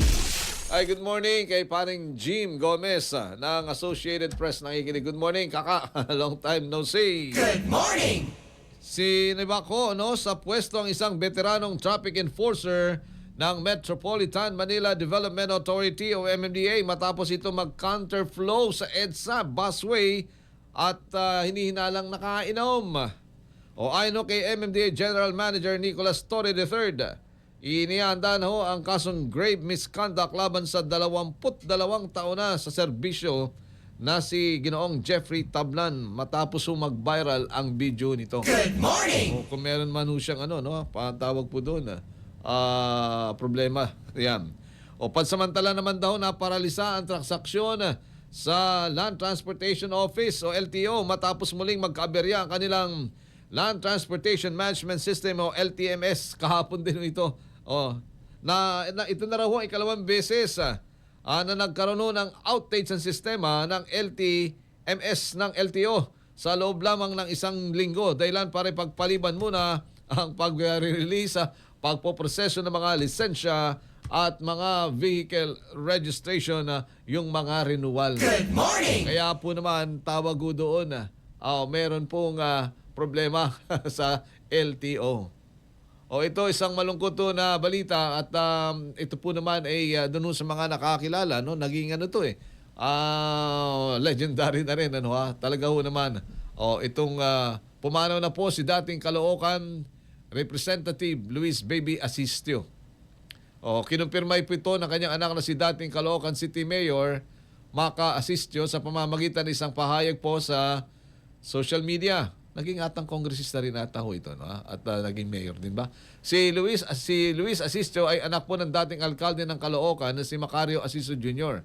At nagsilbi po siya bilang isang congressman sa ikalawang distrito ng Caloocan at maraming termino mula po naman 1992 hanggang 2007 ang kongresista Luis. Binawian po siya ng buhay kahapon July 20 at wala pang detalye kaugnay ho naman sa kanya pong pagpanaw. Maliban noon sa kinumpirma ng pamilya na pumanaw na nga. Nasa funeral home at memorial services daw po ang labi ng dating kongresista. Good morning! Ayun po ang atin namang mga balita dyan at good morning din sa lahat po ng ating mga listener. Florida Montes, kuha on trial. Yan. Ito po, Ansari, may balita tayo sa Mindanao. 3 kasapi po ng dating Bangsamoro Islamic Federation of Freedom Fighters po ang sugatan matapos makasagupa mga sundalo dyan naman sa Talitay, Maguindanao del Norte. Sana naman hindi ito makaapekto sa nalalapit pong eleksyon sa naturang rehiyon. Good morning! Editorial ni Benji Alejandro. Mga kaabante, ipinagmalaki po ng PNP na bumaba raw ho ng 20.6% ang krimen sa ikalawang quarter ng taon sa ilalim ng Safer Cities Campaign. Maganda pong pakinggan, pero kung susuriin ang realidad sa kalsada, abay tila malayo po sa katotohanan o sa karanasan ng ordinaryong mamamayan. Sa mga pampublikong sasakyan na lang lalo na sa mga jeep, tila hindi ligtas ang mga pasahero sa mga nagpapanggap na mga nagpapalimos. Kapag hindi nagbigay ang mga pasahero, inananakit pa ng mga walang kalaban-laban na mga sakay o ng mga pasahero. Sa mga motorista, kung hindi magbigay sa mga tinaguriang squeegee boys o squeegee girls o squeegee gang, malamang may gasgaso ang iyong sasakyan. At ang mga delivery truck, madalas nabibiktima ng mga kawatan. Ito'y sa mga pangunahin pong lansangan. Lalo na dyan sa Maynila. Si Yorme nga, laging may pinipress ko. Oo, may mga nahuhuli pero hindi tumitigil. Hindi natitigil ang ganitong mga gawain. Mas masakit pa, may mga pagkakataon na mismong alagado ng batas ang nasasangkot pa sa krimen. Kung gayon, paano natin paniniwalaan ang estadistikang ipinagmamalaki ng PNP? Ano ang kanilang batayan at paano nila ito i-validate ang mga ulat na ito? Ang mga numero ay hindi sapat kung hindi nakikita at nararamdaman ng taong bayan ang pagbabago sa araw-araw nilang buhay. Kung tunay po na bumaba ang krimen, dapat maramdaman ito ng mga pasahero, motorista at negosyante. Pero kung ang karaniwang Pilipino ay patuloy pong nabibiktima, ang sinasabing pagbaba po ng crime rate ay tila wala sa hulog. Ang hamon po ngayon, ipakita ang ebidensya, ipaliwanag ang metodolohiya at higit sa lahat, siguraduhin na ang kanilang kampanya ay hindi lamang sa papel, kundi sa totoong kalye at komunidad. Hindi sapat ang press release at statistics. Ang tunay na sukatan po ng Safer Cities ay kung ligtas ang bawat mamamayan, mga nasa jeep, sa kalsada at sa kanilang hanap buhay. Hanggat hindi ito nararamdaman ng taong bayan, nananatiling tanong, gaano ba kapani-paniwala ang pahayag ng PNP? Good morning! Editorial ni Benji Alejandro. Yan ang kabuuan ng ating programa ngayong araw po nito ng Martes. Good morning, Kuya Owen at kay Ate Sue at ganoon na rin po sa Kuya Jim Gomez, good morning. At sa lahat po ng ating mga Florida Montes, good morning. Jim, good morning. May bawi din dyan. At sa pangalan po naman ng ating mga kasamahan, nagtabayanan po ninyo ang Metro Morning ni Willard Cheng at susundan kaagad ng Memo with Corina Sanchez Rojas. Simulcast sa bayan po napapakinggan yan sa pamamagitan ng DWA Arabante Radio 1494 kHz at Melo 94.7 best friend mo. Sa pangalan po ng ating mga kasama sa Technical Department, Newsroom at DWA Arabante Reportorial Team, ako po naman si Benji Aliano, nag-iiwan po sa inyo ng isang magandang umaga. I hope our day is pleasant. Good morning, mahal kong Elaine. I love you. Good morning!